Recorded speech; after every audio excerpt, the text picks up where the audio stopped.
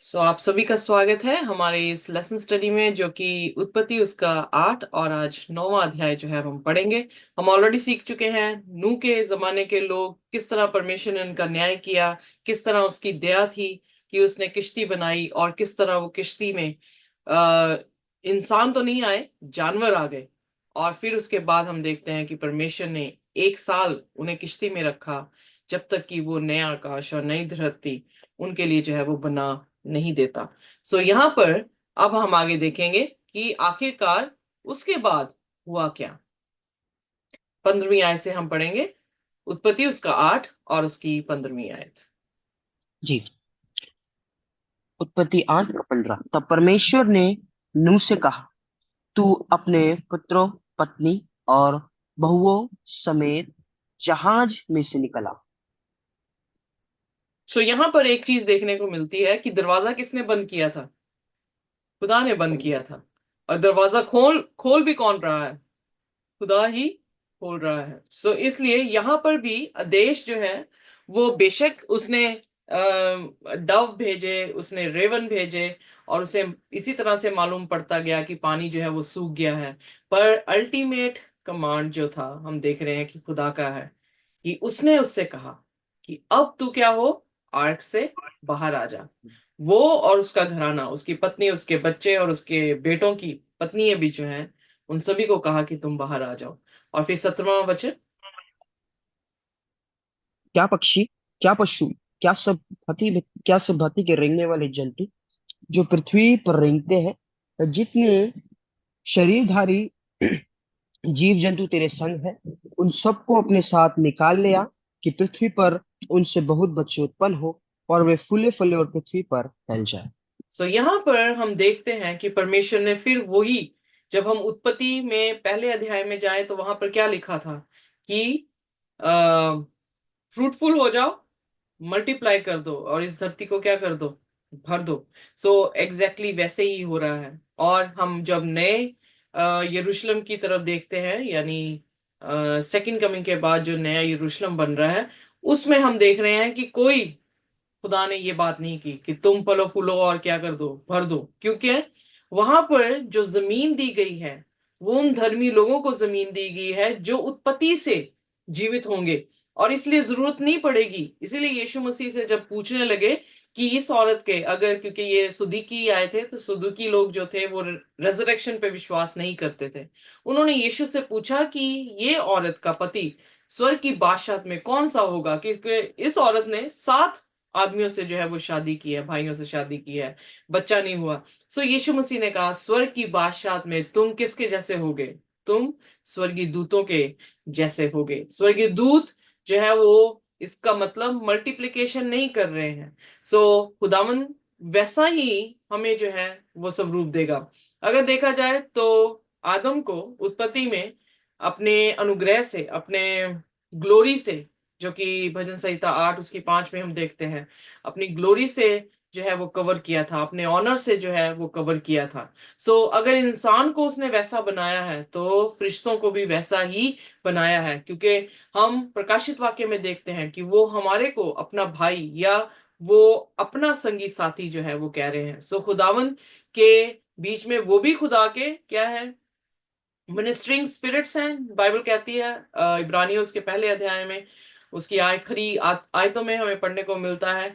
उसी तरह से हम भी जो उसके क्या है, इस धरती पर सेवक हैं, हम भी उसके मिनिस्टर्स हैं, जो खुदा की सुसमाचार को जो है वो लेकर जाते हैं। फरिश्ते भी सुसमाचार लेकर हमारे तक आते हैं, नबियों तक आते हैं। हमने प्रकाशित वाक्य उसके पहले अध्याय उसकी पहली आयतों में देखा कि पिता यीशु को और यीशु फरिश्ते को, और फरिश्ते जो है वो नबियों तक सुसमाचार लेकर आते हैं, और नबियों से जो है वो आम जनता के पास सुसमाचार पहुंचता है। इसलिए वो वहां पर खुदा यीशु मसीह ने कहा कि वहां पे किसी की भी पत्नी नहीं होगी, वहां पे रिप्रोडक्शन नहीं होगा, क्योंकि हम उत्पत्ति से लेकर जो बच्चे, जो जवान, जो बूढ़े, जिन्होंने यीशु मसीह को ग्रहण किया, जिन्होंने यीशु मसीह की मुक्ति को ग्रहण किया है, वो सब जो है वो जी उठेंगे। और धरती, तभी उसने प्रकाशित वाक्य उसके 7 अध्याय में उसने रेत के कंकर के समान जो है लोगों को परमेश्वर के थ्रोन यानी उसके तख्त के सामने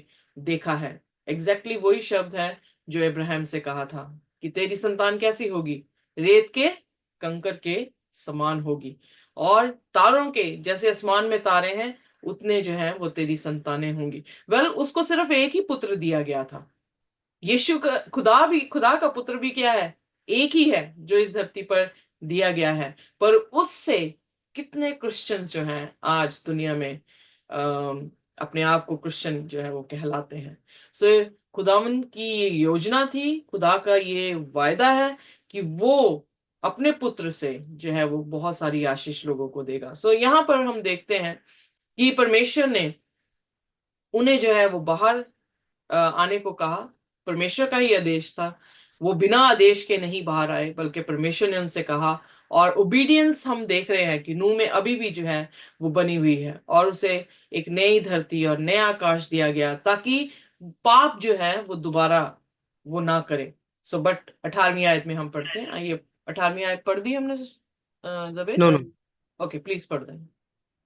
तब नूह और उसके पुत्र और पत्नी और बहुएं निकल आई, आगे पढ़ते जाएं। और सब चौपाई रेंगने वाले जंतु और पक्षी और जितने जीव जंतु पृथ्वी पर चलते फिरते हैं, सब जाति जाति करके जहाज में से निकल आए। ओके, सो सब जो है खुदा के आदेश से वो बाहर निकले। अब 20वां वचन। तब नूह ने यहोवा के लिए एक वेदी बनाई और सब शुद्ध पशुओं और सब शुद्ध पक्षियों में से कुछ कुछ लेकर वेदी पर होम बलि चढ़ाया। सो परमेश्वर ने क्या कहा था, शुद्ध कितने जाएंगे, 7, ठीक है। सात। और अशुद्ध कितने जाएंगे, दो दो करके। अगर वो 7 दे रहा था उनको लेकर जाने के लिए, क्यों दिया था? पहला पर्पस ये था कि क्या होगा, उन्होंने वेदी पर उस होम। क्लीन एनिमल्स को सेक्रीफाइस करके सैक्रिफाइस। चढ़ाना था। तो इसलिए नूह के जो भी परमेश्वर की योजना थी, नूह के बीच में हम देखते हैं कि परमेश्वर की योजना सिर्फ प्रेजेंट टाइम के लिए नहीं होती, बल्कि परमेश्वर की योजना हमेशा तक की होती है। इसलिए उसकी योजना थी कि 7 बाय 7 जो है वो अंदर आए। तो नोआ ने क्या किया, सबसे पहले उसने ऑल्टर बनाया। ऑल्टर क्या सिग्निफाई करता है? सैक्रिफाइस। सेक्रीफाइस को सिग्निफाई करता है। Very good. सेक्रीफाइस किसको सिग्निफाई करता है? क्राइस्ट को। एग्जैक्टली यीशु मसीह को जो है वो सिग्निफाई कर रहा है या उसको दर्शा रहा है। इसका मतलब कि जाने से पहले भी वो किस पर विश्वास कर रहा है, परमेश्वर पर विश्वास कर रहा है। जब नई जमीन और नया आकाश है तो वहां पर भी किसको प्रथम स्थान दिया गया है, यीशु मसीह को प्रथम स्थान दिया गया है। रेवलेशन में भी हमने यही देखा उसके 21 अध्याय में कि जब नई धरती और नया आकाश बना तो खुदावन यीशु मसीह ने क्या कहा, मैं उनके मध्य में और वो मेरे लोग और मैं उनका परमेश्वर।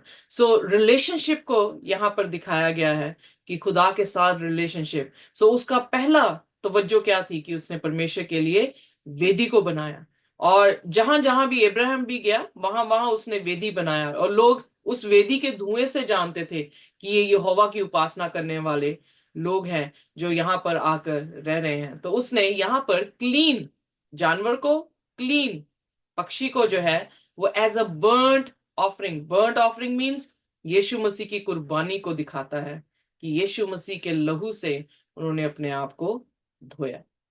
आमीन। Amen। आइए अब 21वां Amen. वचन। इस पर यहोवा ने सुखदायक सुगंध पाकर सोचा, मनुष्य के कारण मैं फिर कभी भूमि को शाप ना दूंगा। यद्यपि मनुष्य के मन में बचपन से जो कुछ उत्पन्न होता है वह बुरा ही होता है, तो भी जैसा मैंने सब जीवों को अब मारा है, वैसा उनको फिर कभी ना मारूंगा। यू नो जब उन्होंने बचकर यीशु मसीह को प्रथम स्थान दिया तो खुदा के दिल में भी ये बात आई कि मैंने जो है इनके साथ क्या करना है, वाचा बांधनी है। यू नो कवनेंट, ओल्ड या और न्यू कवनेंट। उसमें क्या, कवनेंट में क्या होता है, मैंने अपने पति से शादी की है तो मैंने क्या वाचा बांधी थी कि मैं दुख में सुख में हर चीज में तेरे साथ रहूंगी, जब तक मौत हमें एक दूसरे से अलग ना कर दे तब तक मैं तेरे साथ वफादार रहूंगी। जब यहां पर उन्होंने ऑल्टर बनाया तो खुदा की कवनेंट यहां पर जो है इंसान के साथ बन गई। Are you with me? So covenant क्या बनी हाँ जी। कि तुम मेरे साथ हो तो मैं आज से क्या करूंगा, कभी भी इस धरती को पानी से नहीं खत्म करूंगा। नाश नहीं आई करूंगा। Will never again destroy every living creature as I have done. जो भी मैंने किया है मैं वैसा नहीं करूंगा। मैं बहुत जल्दी जो है वो सेकंड सैमुअल उसका 24 अध्याय को जो है वो मैं लिखूंगी, पर उस अध्याय में भी उसने कुछ गलती की। परमेश्वर ने उससे 3 ऑप्शन दिए। 3 ऑप्शंस में से उसने एक ऑप्शन एक्सेप्ट किया। वो ऑप्शन ये था कि इंसानों के हाथ में मैं मरूं या मेरी मेरी कौम मरे। उसने अपने आप को परमेश्वर के हाथ में दिया कि परमेश्वर के हाथ में फिर भी क्या है, दया है। उसी तरह से यहां पर भी हम खुदा की दया को जो है वो देखते हैं। जैसे ही उन्होंने फर्स्ट स्टेप लिया, खुदा उनके साथ जो है वहीं पर वाचा बांध बांध लेता है। खुदा जब वाचा हमारे साथ बांध लेता है तो वो कभी तोड़ता नहीं है। इसीलिए नए नियम में भी उसने कहा जो उसने अच्छा काम हमारे जीवनों में शुरू किया है उसको वो क्या करेगा, खत्म करेगा। पर क्या करना है हमें, उसकी कवनन में रहना है। मूसा भी जो है वो कवनेंट यानी 2 तख्तियां लेकर आया सिनाई पर्वत से। पर जब उसने नीचे आकर देखा कि उन्होंने अपना भगवान ही बदल लिया है तो उसने क्या किया, वो दोनों तख्तियां उसने उस काफ पे, उस बछड़े की जो मूर्त बना के उसको पूज रहे थे, उसके आस पास डांस किया जा रहा था, उसके ऊपर उसने मारी और तख्तियां भी टूट गई और वो काफ जो है, वो भी बछड़ा जो है उसकी इमेज जो है वो भी जो है वो टूट गई। कहने का अर्थ क्या है यहाँ, अर्थ ये है कि कवर्नेंट तब तक रहेगी जब तक दोनों पार्टीज एक दूसरे के साथ क्या है, वफादार हैं। Am I clear? या यस। ऑलराइट। हाँ जी तो सिस्टर। आइए अब 22वां वचन पढ़ेंगे। अब से जब तक पृथ्वी बनी रहेगी तब तक बोने और काटने के समय, ठंड और तपन, धूप काल और शीतकाल दिन और रात निरंतर होते चले जाएंगे। यहां पर परमेश्वर ने फिर जो है साइकिल वैसा ही कर दिया जैसे उसने सृष्टि की शुरुआत में किया था। आइए देखिए उसकी अगली आयत को देखें। 9 स्टार्ट हो जा रहा है session। हाँ जी, हाँ जी, 9 का फर्स्ट। फिर परमेश्वर ने नूह और उसके पुत्रों को आशीष दी और उनसे कहा, फूलो फलो और बढ़ो और पृथ्वी में भर जाओ। अगेन एम्फोसिस दिया गया है, जो एम्फोसिस ये बता रहा है कि परमेश्वर का मकसद क्या था, उसने क्रिएशन क्यों की थी। उसका मकसद ये था कि ये धरती क्या हो जाए, भर जाए। इस धरती पर लोग बसें। और वो किसके लिए बसे, खुदावन यीशु मसीह के लिए। कवर्नेंट क्या है, वो उसके लोग हों और हम उसकी प्रजा हों। हम सॉरी, हम उसके लोग हों और वो हमारा क्या हो, परमेश्वर हो। इसलिए उसने कहा जाओ और फ्रूटफुल हो जाओ and multiply and fill the earth. अब दूसरा वचन। तुम्हारा डर और भय पृथ्वी के सब पशुओं और आकाश के सब पक्षियों और भूमि पर के सब रेंगने वाले जंतुओं और समुद्र की सब मछलियों पर बना रहेगा। ये क्या ये सब। वही वही बात नहीं है जो उत्पत्ति में पहले अध्याय में आदम और हवा को दिया गया था? यस। हाँ। Exactly yes. आदम को भी यही कहा था कि तू क्या कर, सारे जानवरों पर रूल कर, तू इसका डोमिनियन। अधिकारी हो, उसे अथॉरिटी दी गई है। अब नया आकाश और नई धरती पानी से बर्बाद करने के बाद जब बना रहे हैं प्रभु, तो दोबारा से फिर वही बात जो है वो नूह को सौंपी गई। अब नूह को भी वही अधिकार दिया गया। तीसरा वचन। ये सब तुम्हारे वश में कर दिए जाते हैं। सब चलने वाले जंतु तुम्हारा आहार होंगे। जैसा तुमको हरे हरे छोटे पेड़ दिए थे वैसे ही अब सब कुछ देता हूँ। अब उसने क्या किया, क्यों ऐसा हुआ कि खुदा ने कहा कि अब तू मांस जो है वो तू खा सकता है? क्योंकि उस समय कोई भी फसल उगी नहीं थी, इसीलिए उसने साथ साथ करके क्लीन एनिमल्स लिए और दो दो करके जो है वो अनक्लीन लिए। क्योंकि क्लीन एनिमल्स को फर्दर उसने कहा कि तुम खा सकते हो। क्यों? क्योंकि उस टाइम वेजिटेशन ही नहीं थी, कोई फसल ही नहीं थी। तो खुदा ने क्या कहा कि okay, I give you, you eat, but उसमें भी कंडीशन लगाई। आइए देखिए चौथे वचन पे। परमांस को प्राण समेत अर्थात लहू समेत तुम ना खाना, हम्म। और निश्चय ही मैं तुम्हारे लहू अर्थात प्राण का बदला लूंगा। हम्म। सब कैसे? सब पशु। क्योंकि केन ने जब अपने भाई का लहू बहाया तो खुदा ने उसका पलटा लिया कि नहीं लिया? हाँ। लिया। सो इसलिए ब्लड में क्या है? जिंदगी है। हम कैसे जिंदा जिंदगी। रहते हैं? हम ब्लड से जिंदा रहते हैं। पर अगर कोई हाँ। मांस जानवर का तुम खाते हो तो उसमें ब्लड जो है उसको मत खाना। इसलिए उसने एक कंडीशन लगा दी कि ठीक है, मांस खा रहे हो पर मांस के साथ साथ क्या करना? ब्लड जो है वो नहीं खाना। पढ़ दे प्लीज 5वां वचन। और निश्चय ही मैं तुम्हारे लहू अर्थात प्राण का बदला लूंगा, सब पशु और मनुष्य दोनों से मैं उसे लूंगा। मनुष्य के प्राण का बदला मैं एक एक के भाई बंधु से लूंगा। तो यहां पर हम देखते हैं कि जो जानवर भी मार के हम खा रहे हैं, इंसान को भी मार रहे हैं, अगर उसका लहू हम ले रहे हैं, खा रहे हैं, तो हमने क्या कर दिया? It's not according to the covenant. ये जो है कवर्नेंट के हिसाब से जो है वो नहीं चला। तो इसलिए खुदा ने क्या कहा कि जीव को खाना पर उसका लहू नहीं खाना। अब 6वां वचन। जो कोई मनुष्य का लहू बहाएगा, उसका लहू मनुष्य ही से बहाया जाएगा, क्योंकि परमेश्वर ने मनुष्य को अपने ही स्वरूप के अनुसार बनाया है। ओके, हम तभी तो पूरा का पूरा गॉस्पल क्या कह रहा है? एक दूसरे को प्यार करो, एक दूसरे के साथ क्या उनके बोझों को जो है वो शेयर करो, फिर बिल्कुल काइंड रहो, जेंटल रहो। ये क्या है? Why he wants? क्योंकि हम सब किसके स्वरूप में बने हैं। इसीलिए यीशु मसीह ने कहा कि जो कुछ भी तुम छोटे से छोटे अपने भाई के साथ करते हो वो तुमने किसके साथ किया है? मेरे साथ किया है। क्योंकि हम मेरे साथ। रिफ्लेक्ट किसको कर रहे हैं? हम यीशु मसीह को यीशु रिफ्लेक्ट कर मसीह रहे हैं, है। क्योंकि हमारा सृष्टिकर्ता कौन है? यीशु मसीह है। यीशु और मसीह। जब हम उसकी सृष्टि को खराब करते हैं तो खुदा उसका पलटा भी हमारे से लेता है। क्लियर? आइए देखिए 7वां वचन।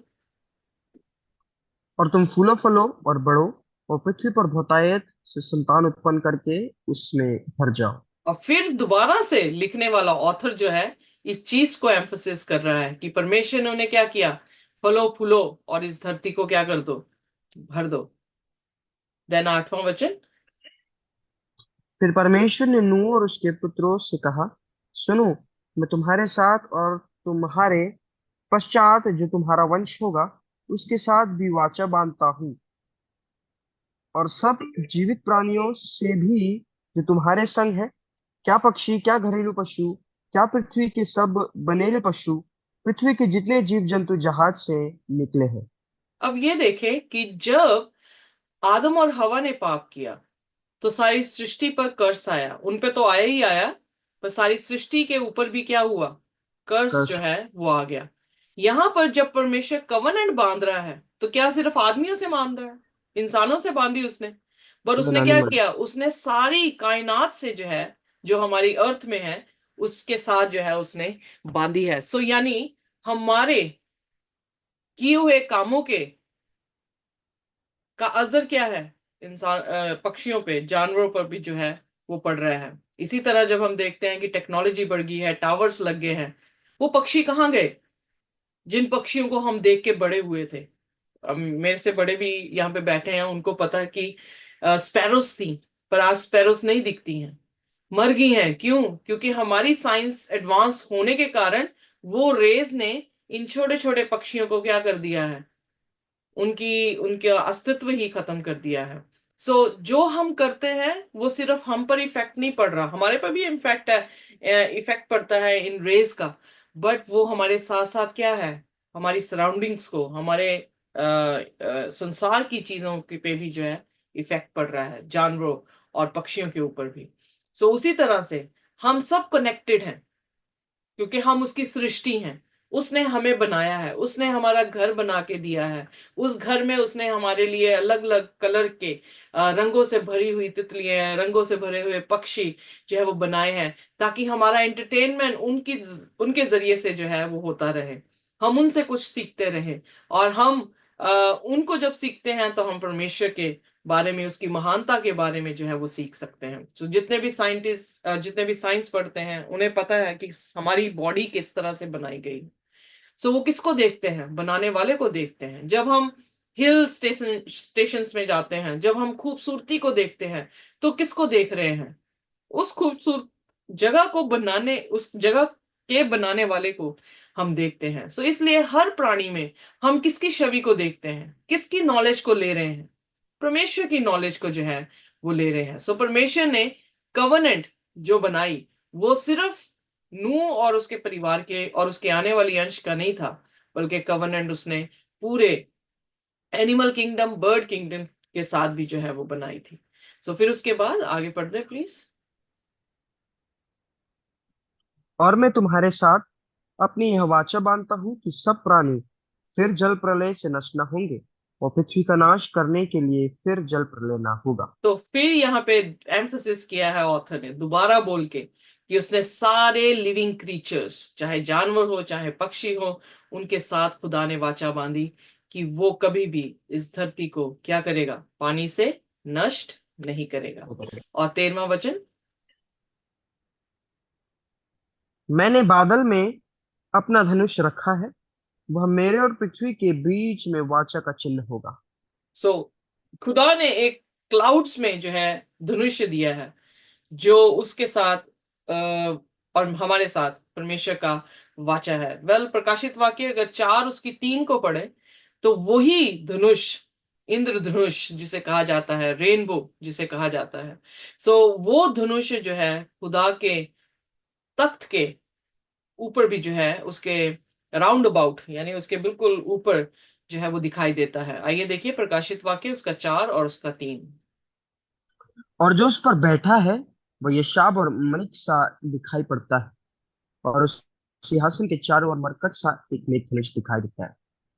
Praise the Lord. सो यहाँ पर हम देखते हैं कि खुदा जो है वो रेनबो को अपने तख्त में, क्यों? क्योंकि एक रिमाइंडर है उसके लिए कि उसने इस धरती को, तभी आप देखते हैं बारिश खूब आती हो और जैसे ही बादल में रेनबो दिखता हो तो हमें क्या संतुष्टि मिल जाती है कि परमेश्वर इस जगह को या धरती को पानी से बर्बाद नहीं करेगा।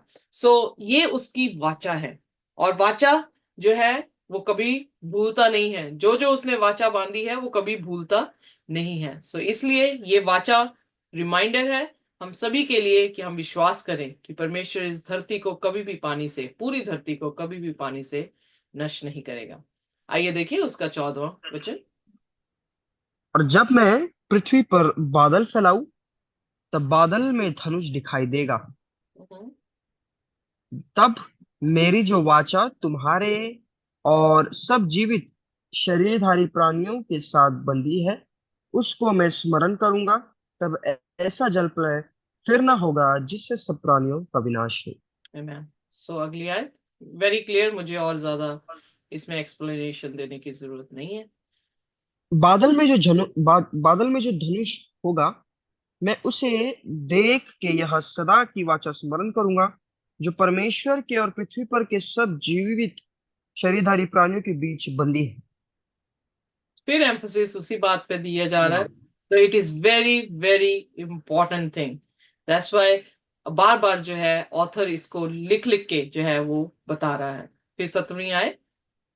फिर परमेश्वर ने नूह से कहा, जो वाचा मैंने पृथ्वी भर के सब प्राणियों के साथ बांधी है, उसका चिन्ह यही है। आमेन। खुदा ने जो है अपनी वाचा आज तक जो है वो कायम रखी है। आज तक पूरी धरती जो है वो पानी से तबाह कभी नहीं हुई है। इसलिए उसकी वाचा, उसके थ्रोन के ऊपर भी जो है उसकी रिमाइंडर है कि उसने ये वाचा इंसान के साथ जो है वो बांध दी है। अब आगे जो है वो कहानी शुरू होती है। आइए देखिए उसके 18वां वचन। वाचा बंदगी, साइन दे दिया गया। वेल, वेट अ मिनट है। खुदा ने वाचा बांधी, उसका क्या दिया? साइन दिया। याद रखना, क्योंकि आगे जो है काफी हमें सीखने को हेल्प की जो है वो होगी, क्योंकि इजिकियल उसके 20 अध्याय में भी सब्बत को वो चिन्ह कह रहा है, साइन कह रहा है, बिटवीन यू एंड मी। इसलिए जो चिन्ह है वो कभी भी खत्म नहीं होगा। बाकी सब चीजें खत्म हो जाएंगी, पर जो उसने चिन्ह ठहरा दिए हैं, जो उसने वाचा बांध ली है, वो कभी भी खत्म नहीं होगी। सो आइए देखिए, अब 18वें वचन में जाएंगे। नूह के पुत्र जो जहाज में से निकले वे शेम, हाम और येपेत थे। और हाम कनान का पिता हुआ। ओके, नूह। अंडरलाइन दिस वर्ड, क्योंकि ये शब्द आने वाला है कनान। सो किसका बेटा है कनान? हाम का। हाम। राइट। सो तीन उसके बच्चे थे, शेम, हैम, जफात। सो हैम का जो था बच्चा वो कनान था। अब आगे पढ़ेंगे, प्लीज पढ़ लें। नूह के तीन पुत्र ये ही है, और इनका वंश सारी पृथ्वी पर फैल गया। ओके। सो खुदा ने यहां से जो है वो फिर दोबारा से पृथ्वी को क्या करना चाहा, उसको भरने की जो है वो कोशिश की है। सो आदम से, आदम के पास जो अधिकार दिया वही नूह को अब दिया है। आगे पढ़ दे प्लीज। नूह किसानी करने लगा। उसने दाख की बारी लगाई, और हम्म। वह दाखमधु पीकर सतवाला हुआ, और अपने तंबू के भीतर नंगा हो गया। सो अब क्या हुआ? पाप सारा खुदा ने खत्म कर दिया था। उसने इंसान के साथ दोबारा से वाचा बांधी, दोबारा से उसे कहा कि तू मेरे साथ चल। तो क्या हो गया? क्या अब सिर्फ हवा का पाप था जो हमारे ऊपर चल रहा था, कि अब हम हमारी चॉइसेस हैं जिसका पाप हमारे सिर पर जो है वो चल रहा है? सोचिए। चॉइसेस है। या अब यहां पर खुदा ने उसको नया ग्राउंड दे दिया, नई जमीन, नया आकाश जो है वो दे दिया, उसे फिर वही अधिकार दे दिया। कितना टाइम लगा उसे कि वो खुदा से पलट गया? कितनी विनयार्ड बनाया उसने, और कितना समय लगा होगा? ज्यादा से ज्यादा 6 महीने लग गए होंगे अंगूर को आते, या साल लगा लें आप। मुझे नहीं पता, एक्चुअली मैंने कभी खेती नहीं की। We can search about it कि विनयार्ड को कितना टाइम लगता है ग्रेप्स को आने के लिए। बट बहुत ही थोड़े समय के तुरंत बाद क्या हो रहा है? विनेयर्ड लगाया उसने, और उसको उसने क्या किया है? वाइन पी है, और वाइन से क्या हो गया है? ड्रंक हो गया है। सो यानी ये वो वाइन है, अल्कोहलिक वाइन है, तभी ड्रंक हुआ है। अगर नॉन अल्कोहलिक होता तो वो ड्रंक ना होता। एम आई राइट? जी जी जी। सो उसने अल्कोहलिक पी है और वो ड्रंक हो गया। जब यानी खूब पी है उसने, ड्रंक होने के बाद वो क्या हो गया? अपने ही टेंट में नेकेड है। मुझे नहीं पता कैसे, I have no idea, Bible is silent. But ये चीज जो है वहां पे देखने को मिली है। फिर 22वां वचन पढ़ दे मेरे साथ। यस। हमने पढ़ लिया तब कना 21वां? यस। हाँ जी। तो फिर 22वां पढ़ दे प्लीज।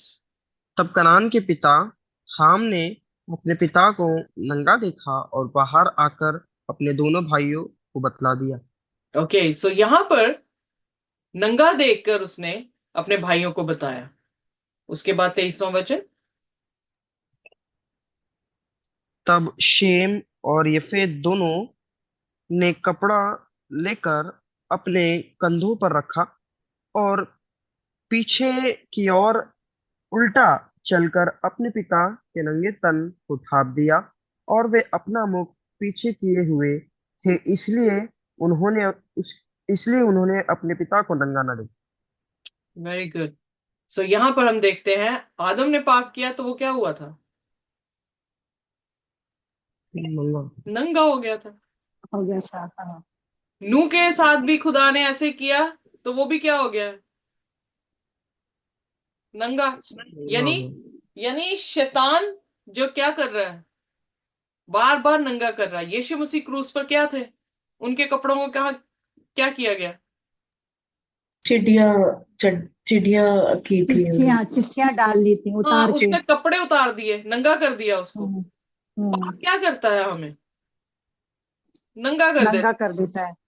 बट फिर उसके बाद वो कर्स किसको कर रहा है नू? इस पॉइंट को यहीं पे रखेंगे, अब आगे पढ़ेंगे। 24वां वचन। जब नूह का नशा उतर गया, तब उसने जान लिया कि उसके छोटे पुत्र ने उसके साथ क्या किया है। हम्म। इसलिए उसने कहा, कनान शापित हो, वह अपने भाई बंधुओं के दासों का दास है। सो यहां पर उसने जो है उस बच्चे को कनान शब्द क्यों इस्तेमाल किया? क्योंकि कनान का पिता कौन था? हैम था। और हैम ने जो है वो क्या किया है, वो अपने बाप के नंगेपन को उसने ठट्ठा किया है, अपने भाइयों को जाके बोल रहा है। नहीं, उसको ढाकने की बजाय उसने क्या किया, एक्सपोज किया उसके नंगेपन को। But yes. फियर देखें जो शेम और जफात के बीच में है, कि वो चद्दर को लेके पीछे की तरफ जा रहे हैं, उन्होंने शोल्डर तक ऐसे कपड़ा लिया हुआ और पीछे को जा रहे हैं, और उन्होंने कपड़ा उस पे ऐसे फेंका ताकि उसके नंगेपन को वो देख ना सके। सो इसलिए उसने कर्स किया, क्योंकि उस जो गलती तो थी नूह की, बट क्या हुआ, शैम जो था वो एक तरह का एक्यूजर बन गया। वो एक तरह का क्या बन गया, शैतान का एजेंट जो है वहां पर बन गया। इसीलिए यीशु मसीह हमें एक्यूज नहीं करते, वो प्यार से हमें बुलाते हैं और कहते हैं कि sin no more. Are you with me? जी सो यस। जी जी सिन हमेशा क्या करेगा, हमें नंगा करेगा। पर यीशु मसीह हमेशा हमें क्या कर रहे हैं, इसीलिए शैम से यीशु मसीह जो है वो उत्पन्न हुए, क्योंकि शैम ने किसके तरबियत को पकड़ा? उसने खुदा की तरबियत को पकड़ा। यीशु मसीह उससे उन्हें ढूंढता हुआ आया था और कहने लगा, तुम कहाँ हो, तुम नंगे हो। तो यीशु मसीह ने मेमना कटवाया और उसके वस्त्र से उन्हें क्या कर दिया, ढांप दिया। और यहां पर शैम और जफात जो है वो अपने पिता को क्या कर रहे हैं, ढांप रहे। सो छोटी छोटी चीजें जो हमारी लाइफ में हैं, हमारे नेचर में हैं, दैट मैटर्स अ लॉट, क्योंकि हम वन ऑफ द करेक्टर को रिप्रेजेंट करते हैं। अब ये भी तो नूह का ही बेटा था, पर उसने रिप्रेजेंट किसको कर दिया, किस नेचर को रिप्रेजेंट कर दिया? खुदा की नेचर को नहीं रिप्रेजेंट किया, उसने शैतान की नेचर को रिप्रेजेंट कर दिया। और जब हम शैतान को रिप्रेजेंट करते हैं तो हम उसी के साथ कर्स भी हो जाते हैं। फिर आगे बाइबल में लिखा 26 आयत पढ़ दे मेरे साथ। फिर उसने कहा, शेम का परमेश्वर यहोवा धन्य है, और कनान शेम का दास हो। सो यहां पर एक वर्ड है, blessed by the Lord my God be Shem. So Shem का परमेश्वर क्या है, धन्य है। दानियल में भी उन्होंने क्या, धन्य है शेद्रक मेशक एबेदनोगो का परमेश्वर। परमेश्वर किससे जाना जा रहा है, हमसे। Are you getting me? हमसे जाना जा रहा है। अगर हमने अच्छे काम किए हैं, इसीलिए यीशु मसीह ने कहा, तुम्हारे भले काम देखकर लोग किसकी महिमा करेंगे, परमेश्वर की, मेरे तुम्हारे पिता की स्वर्गीय जो पिता स्वर्ग की। की बादशाहत में है। सो परमेश्वर किससे रिप्रेजेंट हो रहा है, हमसे। हम और अगर हम छोटी छोटी चीजों को, माइन्यूट बातों को भी अगर हम इग्नोर करने लग गए, तो हमने किसको अपना लिया, शैतान को। शैतान को। सो इसलिए एक एक वर्स बाइबल की जो है वो बहुत ही खूबसूरत है, बहुत गहराई की बातें हमें सिखाती हैं, पर हम ऐसे ही पढ़ जाते हैं। यहां पे लिखा है, blessed by the Lord my God be Shem. So उस व्यक्ति से खुदा रिप्रेजेंट हो, मेरे प्यार से खुदा यीशु मसीह रिप्रेजेंट होता है, मेरी नफरत से यीशु मसीह रिप्रेजेंट नहीं हो रहा। मैं किस तरह से अपने आप को आपके सामने रखती हूं, उससे या तो शैतान रिप्रेजेंट होगा या खुदा। जैसे आप मेरे सामने अपने आप को रखेंगे, तो आप दोनों में से एक नेचर को दिखाएंगे। और बी वॉचफुल, यही तो वॉच करने को कहा हमें। इसी पे तो हमें अपनी प्रार्थनाओं में जुटे रहने को कहा है, कि खुदा के फजल से हम प्रार्थना करते रहें कि किसी भी तरह से हम किसी पॉइंट पे शैतान को जगह ना दें, क्योंकि वो तो खुद ही ढूंढ रहा है जगह कि हमें फाड़ खाए। और जब जगह दे दी हैम ने, तो कर्स उस पे आ गया। और सिर्फ उस दिन का कर्स नहीं था, बल्कि ऑल थ्रू द सेंचुरीज वो कर्स उसके बच्चों पर चलता गया। फिर उसके बाद यीशु मसीह ने मैं अगर मिस्टेकन नहीं हूं, आइए देखिए इजिकल उसकी 18 अध्याय और उसकी पहली दूसरी आयत। इज़ेकियल,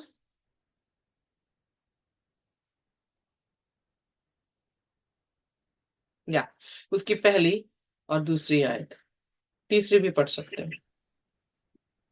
फिर यहोवा का यह वचन मेरे पास पहुंचा, तुम लोग जो इज़राइल के देश के विषय में यह कहावत कहते हैं कि अंगूर तो परखा जंगली अंगूर तो परखा लोग खाते, परंतु दांत खट्टे होते हैं लड़के बालों के, सो इसका यानी क्या अर्थ है? बाप तुम्हारे खट्टे खाते हैं तो दांत खा कौन रहा है? बाप खा रहे हैं, पर दांत किनके खट्टे हो रहे हैं? लड़के बालों के। औलाद के, यानी बच्चों के। सो कहने का अर्थ क्या है? जो काम किया बाप ने वो किस पे आ गया? जनरेशन। जनरेशन पे। पर उसके बाद क्या बाइबल कहती है, तीसरा वचन? प्रभु यहोवा यह कहता है कि मेरे जीवन की शपथ, तुमको इज़राइल में फिर यह कहावत कहने का अवसर ना मिलेगा। हम्म। आगे पढ़ दे। देखो, सबों के प्राण तो मेरे हैं, जैसा पिता का प्राण वैसे ही पुत्र का भी प्राण है, दोनों मेरे ही हैं। इसलिए जो प्राणी पाप करे वही मर जाएगा। मैन, सो यहाँ पर जो है वो कहावत तो ये कह रहे हैं कि बाप ने जो किया तो पुत्र ने। हमारे टाइम में भी यही कहावत चल रही है, पर हम दूसरे अंग से बोलते हैं कि जनरेशन्स के कर्सेस जो हैं वो हमारे पर हैं। पर फिर यीशु मसीह ने क्रूस पर कौन से कर्स को ले लिया? वो सारे कर्सेस को यीशु मसीह ने क्रूस पर उठा लिया। तो फिर हमारे पर कैसे हुए? हमारे पे हमारी चॉइसेस के। इसलिए उसने कहा जो सोल, जो इंसान पाप करे वो क्या होगा? मरेगा। यानी मैं इसलिए नहीं जीवन पाऊंगी क्योंकि मेरी माँ ने यीशु मसीह को ग्रहण किया है, या मैं इसलिए मौत नहीं पा रही हूं कि मेरे बाप ने यीशु मसीह को ग्रहण नहीं किया। मेरी अपनी चॉइसेस हैं। मैं अपनी चॉइसेस से यीशु मसीह की बेटी बन सकती हूँ, अपनी चॉइसेस से मैं शैतान की बेटी जो है वो बन सकती हूँ। सो यहां पर जो है उसे ये कह दिया गया कि कनान जो है वो शेम का दास रहेगा। तो शेम से कौन आया? यीशु मसीह आए। सो आगे देखें, जैसे जैसे हम जेनियोलॉजी पढ़ेंगे हमें पता लग जाएगा कि शेम से यीशु मसीह की जो है वो आना हुआ। 27वां वचन। परमेश्वर यफेत के वंश को फैलाए और वह शेम के तंबुओं में बसे और कनान उसका दास हो। ओके। सो खुदा ने प्रमुख जो है वो शेम को चुना, और जफात भी उसके तंबुओं में रहेगा, पर जो कनान है यानी हेम की संतान है वो उसकी दास रहेगी। अब 28वां वचन। जल प्रलय के पश्चात नूह 350 वर्ष जीवित रहा। इस प्रकार नूह की कुल आयु 100 हुई, पश्चात वह मर सो यहां पर 950 ईयर्स के बाद जो है नूह मर गया। 600 साल की उम्र में था जब जल प्रलय आया। साल के बाद, उसके बाद 350 साल वो और जिया। और फिर उसकी जेनेalogy जो है आगे फर्दर हम 10th चैप्टर में जो है आगे देखेंगे। पर यहाँ पर जो है नूह अ, फिर सो गया। पाप की मजदूरी मौत है, और वो मौत हम पर जो है वो लागू रही। खुदा ने कोशिश की कि उसको नए सिरे से जो है वो शुरू करे। तो शायद ये मसीह में ये इन्होंने विश्वास किया है, विश्वासी हैं, बट उसमें भी जो है पाप ने दाखिल जो है वो हो गया। और नूह भी जो है फिर धरती को बचाने वाला मीडिएटर नहीं रहा। फिर वो इसी तरह से अलग अलग लोगों को उठाता रहा जो मीडिएटर बन जाए, जो इस धरती को जो है वो बचा सके। पर फिर आखिरकार पुत्र को भेजा गया ताकि उसकी कुर्बानी से, क्योंकि उसने कोई पाप नहीं किया, उसकी कुर्बानी से हमारा कफारा हो सके। और इसीलिए हम यीशु मसीह पर विश्वास करते हैं, उसकी इबादत करते हैं, उसके लहू से हमारी नजात है। और हम इसीलिए उसको दंडवत करते हैं, क्योंकि और कोई भी मनुष्य नहीं था जिसके जरिए से हमें नजात मिल सकती। आमीन। गया। आइए अपने सिरों को झुकाएंगे और कोई भी जन जो है वो प्रार्थना कर सकता है।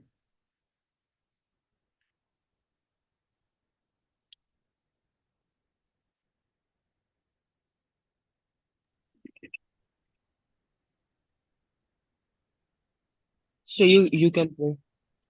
Pavinder sister pray. Okay. प्यारे बाबा आसमानी खुदावन, फिर से तेरे चरणों में आते हैं आए खुदावन खुदा। तेरे आगे ये धन्यवाद की भेंट चढ़ाते हैं खुदावन कि तूने फिर से हमें जिंदा रखा और अपने पास आने का ये हमें मौका दिया आए खुदावन खुदा। जबकि हम इतने अच्छे नहीं आए खुदावन, फिर भी तेरा रहम और करम हम पर हुआ है। आए कादर मदद खुदा, हम धन्यवाद करते हैं। तेरे फिर से चरणों में आते हैं। जब हमने ये कलाम पढ़ा तो हम ये जान और जानते हैं प्रभु जी कि क्रूस की वो मृत्यु और 10 आज्ञाएं और पाप क्या है खुदावन। ये प्रभु जी हम धीरे धीरे इस कलाम को समझ रहे हैं, और जब हम समझ रहे हैं प्रभु तो उसको पूरा जानेंगे भी परमेश्वर। क्योंकि प्रभु जी बोलने वाली तेरी खादिमा नहीं प्रभु, बीच में उनके अंदर बीच में बोलता है आए खुदावन खुदा। हम तेरी शुक्रगुजारी करते हैं आए खुदावन। और आज जो भी हमने पढ़ा है, इसे सुना है, तो वो हमारे जीवनों में कार्य करें। और जितनी जिंदगी आज आई है प्रभु, उन सबको तो सरफराज कराए खुदावन खुदा।